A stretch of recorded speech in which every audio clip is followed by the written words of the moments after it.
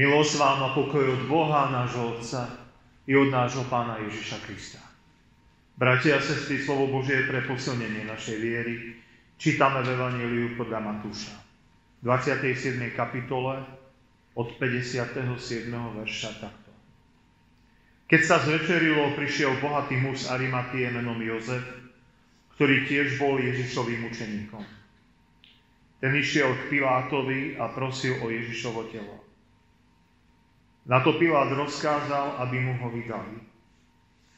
Jozef vzal teda telo, zavinul ho do čistého plátna, položil do svojho nového hrobu, ktorý si bol vytesal do skaly, privalil veľký kameň k otvoru a odišiel. A bola tam Mária Magdalena, iná Mária, ktoré sedeli oproti hrobu. Na druhý deň, ktorý bol po prípravnom dni na sviatky, zhromaždili sa veľkňazi a farizeji k Pilátovi, hovoriac: Pane, rozpomenuli sme sa, že ten zvodca riekol ešte zažíva. Po 3 dňoch budem vzkriesený. Rozkáž teda strážiť hrob až do 3. dňa, aby azda neprišli v noci jeho učeníci, neukradli ho a nepovedali ľudu: vstal z mŕtvych. A bude posledný bud horší ako prvý. Odpovedal im Pilát: máte stráž, choďte a strážte, ako viete. A šli, zabezpečili hrob, zapečatili kameň a postavili stráž. Blahoslavení sú tí, ktorí počúvajú Božie slovo i zachovajú ho vo svojich srdciach. Amen.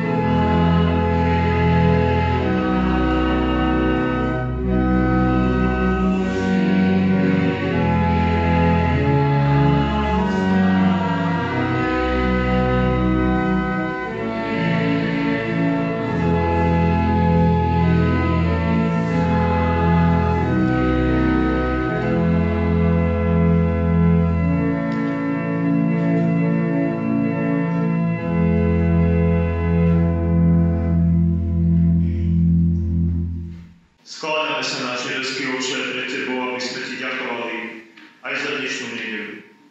Keď si pripomíname utrpenie nášho Pána a jeho smrť, ale zároveň aj jeho skriesenie. Lebo každá jedna nedeľa je sviatkom, keď si uvedomujeme, že Kristus neostal v hrobe, ale žije na veky. Tak, Pane, prosíme, aby si sa nám sklonil, aby si nám odpustil naše previnenia, aby Tvoje slovo sa nás dotklo a požehnalo nás a naše kroky. Amen. Bratia a sestry, slovo Božie, ktoré bude základom dnešného kázania, je napísané v Matúšovom evanjeliu 27. kapitole v 57. verši takto. Keď sa zvečerilo, prišiel bohatý muž z Arimatie, menom Jozef, ktorý tiež bol Ježišovým učeníkom. Toľko je slovo písma svätého. Bratia a sestry, minulý týždeň sme prebrali text, ktorý znázorňoval posledné chvíle Pána Ježiša Krista. Keď zomieral, tak Pán Boh dal silné sprievodné znamenia, ktoré ľudí vystrašili. Rímsky veliteľ, ktorý stal pod krížom, vyznal, naozaj Syn Boží bol tento. Len pred pár hodinami sa tí, čo boli pod krížom, vysmievali, ak si Kristus zostup z kríža, ak si Syn Boží. A teraz priamo z úst rímskeho veliteľa zaznieva vyznanie, naozaj Syn Boží bol tento. Dnes je pred nami záver 27. kapitoly. Budeme dnes hovoriť o pohrebe. O pohrebe Pána Ježiša Krista. O jeho pochovaní, o jeho hrobe. Smrť a pohreb sú prepojené udalosti.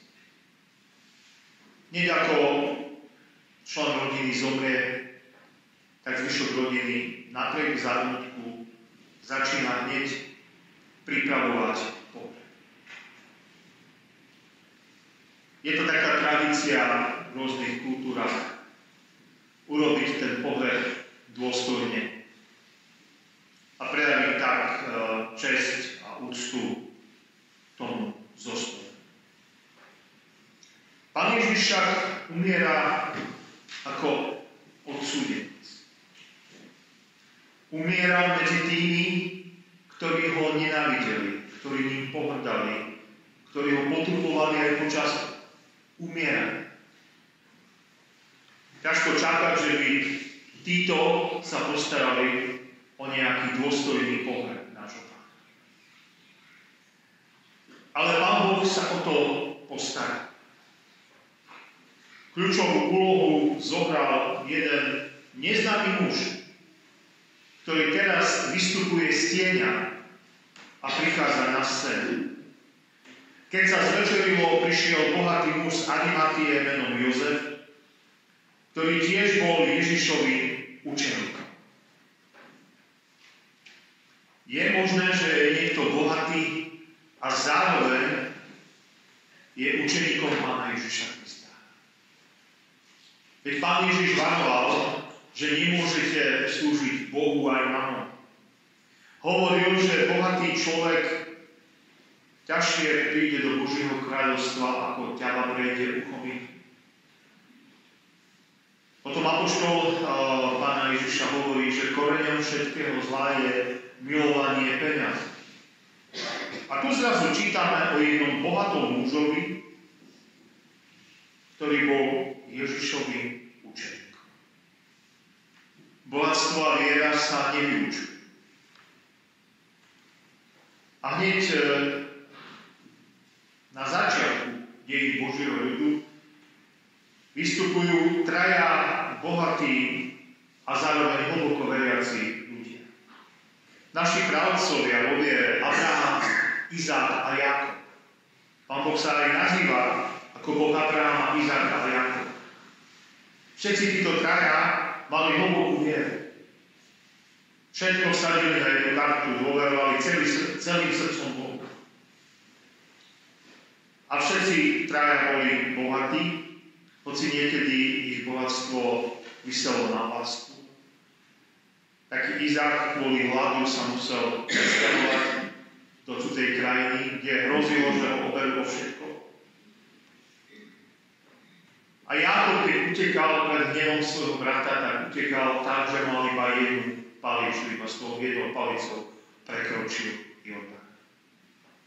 Ale napriek všetkým týmto skúškam všetci traja zbohatli a keď odovzdávali to pomyselné žezlo ďalej, tak ich syn mal na čom stavať ďalej. Takže nie je to automaticky nejaký rozpor medzi bohatým človekom a učeníkom Pána Ježiša Krista. Aj bohatý človek môže byť Kristovým učeníkom, len musí mať jasné priority. Musí jasne porozumieť tomu, čo to znamená, keď Pán Ježiš hovorí, nemôžete slúžiť Bohu aj mamone. Veriaci človek môže byť bohatý, ale bohatstvo nesmie byť jeho Boh. Ale jeho Bohom musí byť Hospodin. Samozrejme, dá sa to aj tak racionálne vysvetliť, že pokiaľ cirkev nie je v období alebo na území, kde je nejako tvrdo prenasledovaná, tak tie kresťanské hodnoty vedú ku pracovitosti, ku rozvíjaniu talentov, ku sporovlivosti, ku tomu, aby sa zbytočne neutrácalo. No a to všetko potom generuje bohatstvo. Ak človek tvrdo pracuje, ak prosí o Božie požehnanie a ak to, čo zarobí, nepremárni, neplýtva tým, no tak jeho bohatstvo bude narastať. Lenže tu hrozí jedno veľké nebezpečenstvo, že keď už človek dosiahne istú úroveň bohatstva, vtedy môže upadnúť do pokušenia a zabudnúť na Boha. To sa stalo napríklad aj Šalamúnovi, keď odbočil z cesty Božej. Pán Ježiš hovorí o 4 druhoch pôdy a jeden je trhnistá pôda a to sú práve ľudia, ktorí uverili síce, ale potom zbohatli a klam bohatstva udusil tú vieru v ich srdci. Bohatý človek je v pokušení, že si bude myslieť, že nezávisí od Hospodina, ale že si všetko zariadí tým, čo má. Tu však máme bohatého muža, ktorý je zároveň učeníkom Pána Ježiša Krista. A tento muž bol v tieni a zrazu prichádza na scénu. Pozrime sa, ako nám predstavujú iní evanjelisti. Lukáš ho predstavuje takto: a hľa muž zo židovského mesta Arimatie, menom Jozef, ktorý bol radca, muž dobrý a spravodlivý. A nesúhlasil s ich radou a skutkom, ale očakával kráľovstvo Božie, prišiel k Pilátovi a prosil o jeho telo. Takže bol to člen tej rady, ktorá odsúdila Pána Ježiša Krista na smrť. Bol to človek bohatý a bol to aj človek vplyvný, ktorý mal postavenie. No ale pýtame sa, no a kde bol doteraz? Ako to, že až teraz o ňom počujeme, keď Pán Ježiš zomrel. A vysvetlenie nám dáva evanjelista Ján, ktorý takto opisuje Jozefa z Arimatie. Potom Jozef z Arimatie, ktorý bol učeníkom Ježišovi, ale tajným pre strach zo Židov, požiadal Piláta, aby mohol sňať telo Ježišovi. Čiže keď to zhrnieme, čo evanjelisti o ňom hovoria, bol to učeník Pána Ježiša Krista. Bol bohatý a mal vysoké postavenie. Ale bol učeníkom tajným. Preto sme o ňom doteraz nepočuli. Na začiatku viery, tá viera je len medzi Bohom a človekom. Viera je na začiatku len v srdci. Jozef síce patril medzi tých farizeov, ale nebol ako oni. On v srdci úplne veril Bohu a a rozpoznal, že Ježiš je Mesiáš. Len nemal ešte duchovnú silu na to, aby to priznal. Kvôli strachu bol len tajným učeníkom. Vykročil na dobrú cestu, ale ešte to nevedel povedať, ešte to nevedel vyznať. A ani sa mu nemôžeme čudovať, veď ani učeníci, ktorí 3 roky boli vychovávaní Pánom Ježišom, v ten deň neboli schopní sa k nemu priznať. Peter mal najlepšiu odvahu, ale veľmi rýchlo aj on skončil a zatrel Pána. Veľký piatok bol deň, kedy tie sily temnoty triumfovali a vyliali tú potupu na Pána Ježiša Krista. Jozef dovtedy mlčal. Ale v pravý čas nabral odvahu. Samozrejme, ten pravý čas má v rukách Hospodin. V pravý čas Pán Boh posilnil z Jozefa z Arimatie, ktorý využil svoj vplyv a šiel k Pilátovi. Aj dnes je to tak, bratia a sestry, že bežný človek sa nedostane ku prezidentovi, ku premiérovi. Dokonca ani ku primátorovi väčšieho mesta sa bežný človek len tak nedostane. Nemôže len tak sa vybrať a ísť. Jozef mal také postavenie, že mohol ísť k Pilátovi, ktorý bol najvyšší predstaviteľ moci, štátnej moci na danom území. Podliehal už len rímskemu cisárovi, ktorý bol ďaleko v Ríme. Čiže hoci kto nemohol len tak prísť k Pilátovi, ale Jozef mohol. A to, čo má, teda má bohatstvo a má vplyv, má kontakt, teraz používa na dobré veci. Príde k Pilátovi a prosil ho o Ježišovo telo. Na to Pilát rozkázal, aby mu ho vydal. Pilát v tých dňoch, ktoré opisuje Biblia, tie posledné dní Pána Ježiša, často stojí voči rôznym požiadavkám. Niečo chceli od neho farizei. Pán Ježiš mu niečo hovoril. Ľudia od neho niečo chceli. Potom znovu farizei od neho chceli, aby zmenil tú tabuľku, ten nadpis, čo bol na kríži. A teraz je tam Jozef z Arimatie, ktorý žiada od mŕtve telo Pána Ježiša Krista. A Pilát súhlasí. Aspoň to urobil aj s tou tabuľkou, že tú tabuľku nechal nezmenenú. Aspoň to bol schopný urobiť. Tak došlo k tomu, že Pán Ježiš napriek tomu, že bol veľmi ponížený, potupený na Veľký piatok, nakoniec bol pochovaný v dôstojne. Nebol hodený len tak do hromadného hrobu, zakopaný len tak bez nejakej úcty, ale mal nakoniec veľmi slušný a primeraný dôstojný pohľad. Jozef vzal teda telo, zavinul ho do čistého plátna, položil do svojho nového hrobu, ktorý si bol vytestal do skaly, privalil veľký kameň k otvoru a odišiel. Bohatí ľudia vynaložia značné prostriedky aj na svoj hrob. Extrémne sú tí egyptskí faraóni, ktorí celý život sa starali o to, aby postavili pyramídu, ktorú dodnes turisti obdivujú, ale bolo to veľmi nemudré rozhodnutie toľko prostriedkov investovať do hrobky. Keď navštevujeme také staré cintoríny, vidíme také význačné, významné, také zreteľne majestátne hrobky bohatých rodín.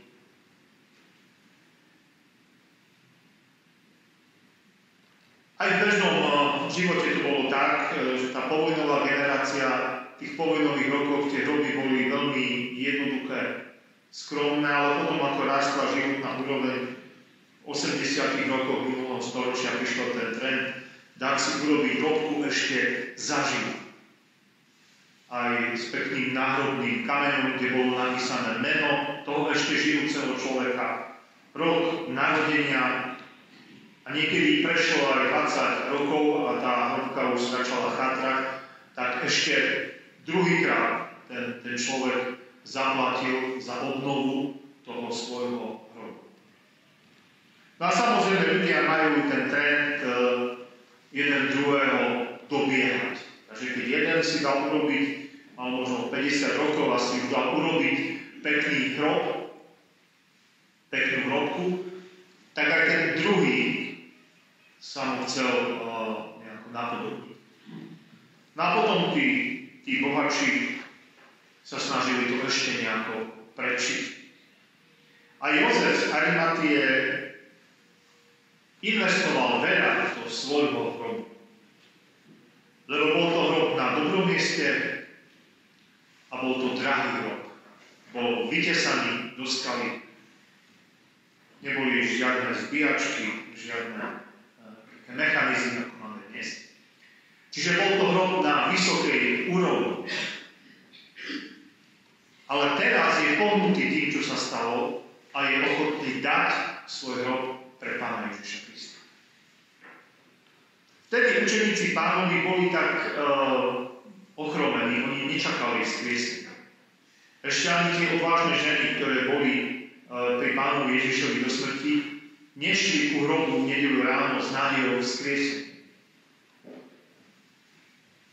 Takže môžeme sa domnievať, z toho môžeme usudzovať, že aj Jozef z Arimatie to nebral tak, že len jak keby na 3 dní požičia ten hrob. Ale ten hrob bol ochotný dať svojmu Pánu.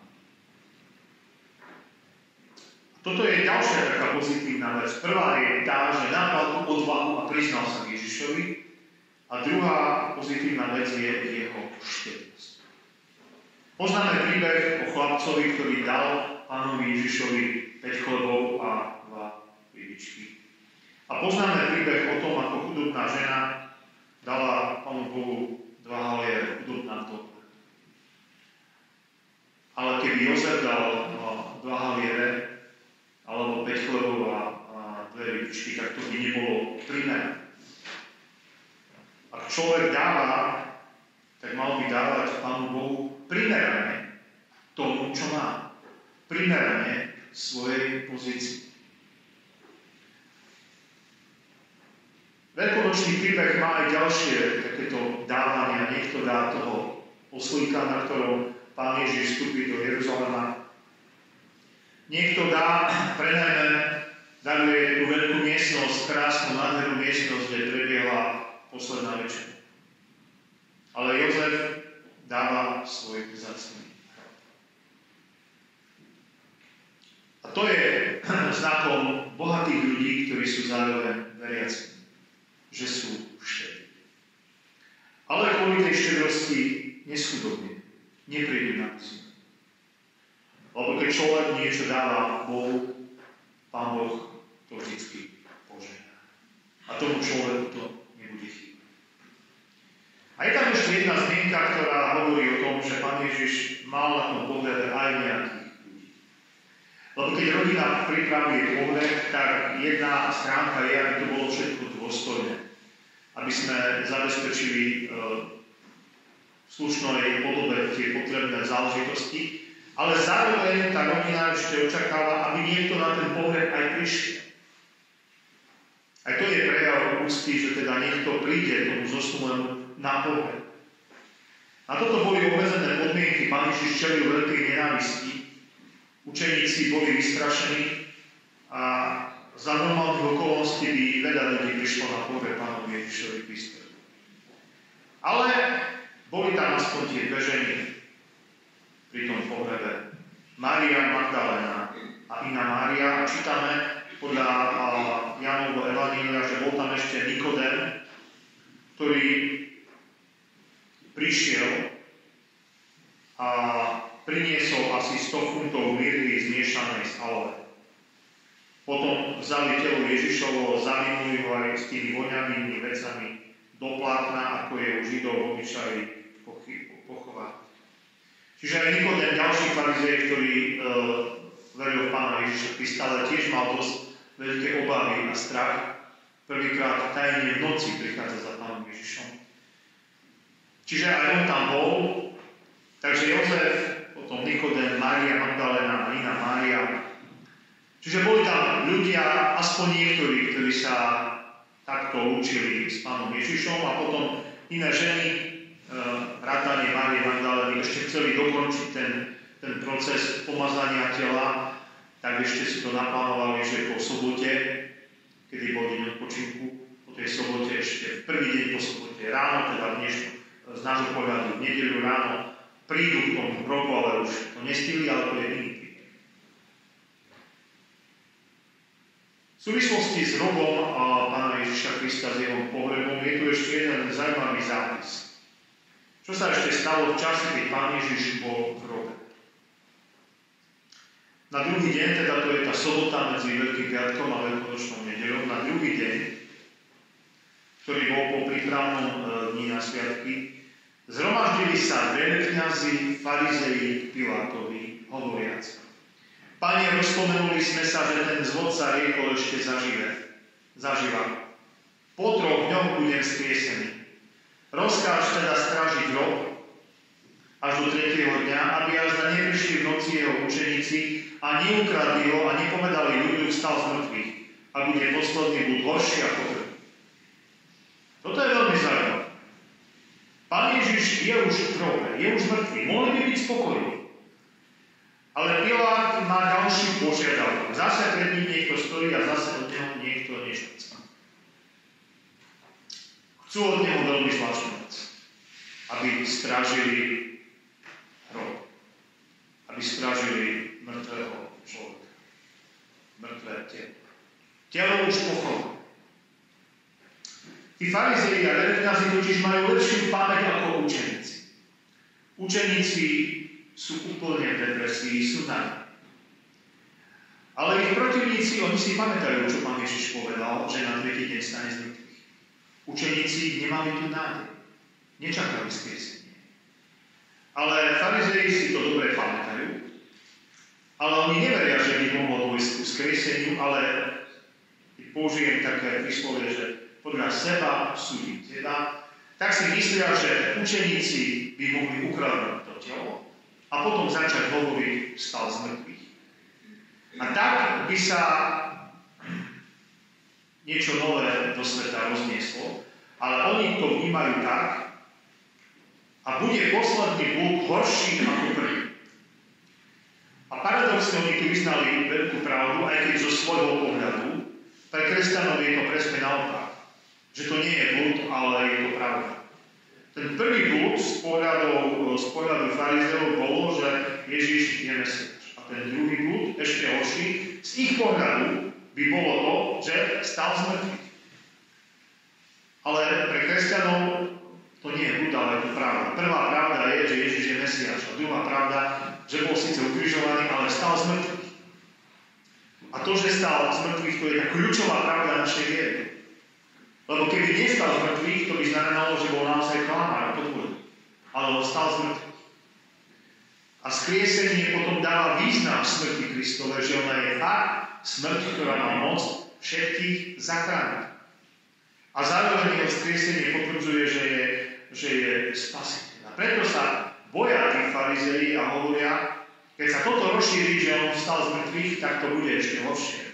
Lebo už doteraz nemali veľa problémov, ešte nestal z mŕtvych, nebol ten najväčší zázrak a predsa nevedeli ho nejakým spôsobom zastaviť. Až na ten Veľký piatok sa im to podarilo. Pilát už sa s nimi nenaťahuje, povie: máte stráž, choďte, strážte, ako viete. A urobili, čo vedeli, to znamená šli, zabezpečili hrob, zapečatili kameň a postavili stráž. A toto nakoniec bolo veľmi dôležité, lebo tým oni si neuvedomili, čo robia, že vlastne poskytli veľmi silný dôkaz skriesenia. Lebo ako mohli učeníci ukradnúť telo Pána? Keď boli takí vystrašení, keď boli takí zničení, bez energie, bez viery, bez nádeje. Ako taká partia ľudí by dokázala urobiť takúto náročnú operáciu, odvaliť kameň, vybrať to telo, odniesť ho, kde si ho pochovať. A pritom ešte bola tam rímska stráž, ktorá vedela, že to má strážiť. Nie síce dlho, stačilo do toho 3. dňa. Hneď po skriesení Pána Ježiša Krista sa rozbehli konšpirácie, že on vlastne nevstal z mŕtvych, že učeníci ukradli jeho telo. A niektorí ľudia tomu veria dodnes, že Kristus nevstal z mŕtvych, že je tam v tom nejaký podvod, nejaká machinácia. Je tu potom aj ďalší pohľad kresťanov, že ako by potom učeníci dokázali umierať pre Krista, aby vedeli, že on nestal z mŕtvych. Prečo by riskovali svoj život pre podvodníka, ak by vedeli, že on je naozaj klamár, že nestal z mŕtvych? Prečo by to robili? Ale v danej chvíli oni sú na dne, tí veľkňazi majú všetku moc teraz, sú na koni. Len poslednú vec chcú ešte poistiť. Vidíme, bratia a sestry, ako dôsledne dokážu ľudia konať zlo. Keď si človek vyberie zlú cestu, javí koná dôsledne, dotiahuje veci až do konca. Niekedy ľudia, ktorí sú na dobrej ceste, nemajú takúto dôslednosť. Ale človek, ktorý sa oddá zlu, tak on robí veci dôsledne. Ale že ani takáto dôslednosť, diabolská dôslednosť im nepomohla. Lebo rímske vojsko dokázalo udržať Pána Ježiša na kríži. Dokázali ho priviť na kríž a dozrieť na to, aby tam zomrel. Ale ho nedokázali udržať v hrobe. Proti Božej moci nemohli vykonať nič. Ale to už je iný príbeh, bratia a sestry. Deti v katechizme sa učia, že prečo, je taká otázka, prečo bol Pán Ježiš pochovaný. To je otázka, ktorá sa týka výkladu apoštolského vierovyznania. Vždy, keď vyznávame svoju vieru, vyznáme aj to, že pochovaný bol. To je súčasť našej viery, že Pán Ježiš bol pochovaný. A prečo bol pochovaný? Aby nebolo pochybnosti, že naozaj zomrel. Tak ako je pravda, že Kristus stal z mŕtvych, je pravda, že on naozaj zomrel. Ale Pán Boh tú moc smrti zlomil. Lebo to bol pravý Mesiáš. Ježiš Nazarecký bol naozaj jeho syn. Bol to pravý Mesiáš, ktorého Boh skriesil z mŕtvych, a tak začína niečo nové. Ešte potrvá nejaký čas, učeníci až na ten prvý deň o sobote večer uveria, potom ešte počká na 40 dní do nanebostúpenia, na 10 dní do svätodušných sviatkov, do zoslania Ducha Svätého, a potom začne niečo nové. Potom začína úžasný príbeh, ako sa evanjelium šíri, a šíri sa až do dnešného dňa. A to je niečo, pred čím sa môžeme naozaj skloniť a vidieť, ako Pán Boh deje nad svojím slovom a jeho slovo sa naplňa. Keď čítame tie príbehy veľkonočné, máme možno také nutkanie povedať Bohu, prečo si Bože nezasiahol, prečo si dovolil, aby takto potupovali Pána Ježiša Krista. Radi by sme možno videli, ako v takých dobrodružných filmoch, že v poslednej chvíli pred ukrižovaním nejaká sila, nejaký anjel príde a porazí tých vojakov. Lenže Pán Ježiš ten kalich, ktorý mal vypiť, vypil až do dna. Ale potom prichádza ten vytúžený zásah Boží. Darmo je tam stráž. Nemajú najmenšiu šancu. Pán Ježiš stáva z mŕtvych a začína niečo nové, niečo úžasné. Buďme aj my to súčasťou. A dôverujme nášmu Pánovi. Viera začína v srdci, ale potom má svietiť ďalej. Svetlo nemôže ostať skryté pod nádobou, ale má svietiť. A toto v sebe vybojoval Jozef z Arimathie, o ktorom sme dnes hovorili, ktorý nabral tú odvahu a vyznal meno Pánovo. A meno Pánovo sa šíri až do dnešného dňa. A tak pridajme sa aj my k tomu. Tým, čo máme, tým, čo vieme, niekto má viac, niekto má menej. Niekto má len 2 haliere a niekto má oveľa viac. Ale každý tým, čo máme, tým, čo vieme, prispiejeme k budovaniu kráľovstva nebeského. Amen. Náš nebeský Otče, všemohúci Bože, chceme sa skloniť pred Tebou a chceme Ti poďakovať za Tvoju múdrosť, za Tvoju prozreteľnosť, ako riadiš všetky veci. Vidíme, Pane, ako prevraciaš tie zámery nepriateľov, keď oni si mysleli, že dosiahli jeho smrť. Ty tu jeho smrť obraciaš na jeho záchranu. A keď si mysleli, že ho udržia v hrobe, že požiadali o stráž, tak tá stráž len potvrdzuje Tvoje dielo, že Pán Ježiš naozaj stal z mŕtvych. Pane Ježišu, prosím ťa, aby si nám bol milostivý, aby si nám dával silu, aby naša viera rástla, aby sme ťa dokázali vyznávať, aby sme dokázali konať spravodlivo všade tam, kde si nás postavil. Aby sme Ti pevne dôverovali. Pane, dotýkaj sa nás a veď nás. Amen. Otče náš, ktorý si v nebesiach, posväť sa meno Tvoje, príď kráľovstvo Tvoje, buď vôľa Tvoja, ako v nebi, tak i na zemi. Chlieb náš každodenný daj nám dnes a odpusť nám viny naše, ako aj my odpúšťame vinníkom svojim. I neuvod nás do pokušenia, ale zbav nás od zlého, lebo Tvoje je kráľovstvo i moc i sláva až na veky. Amen.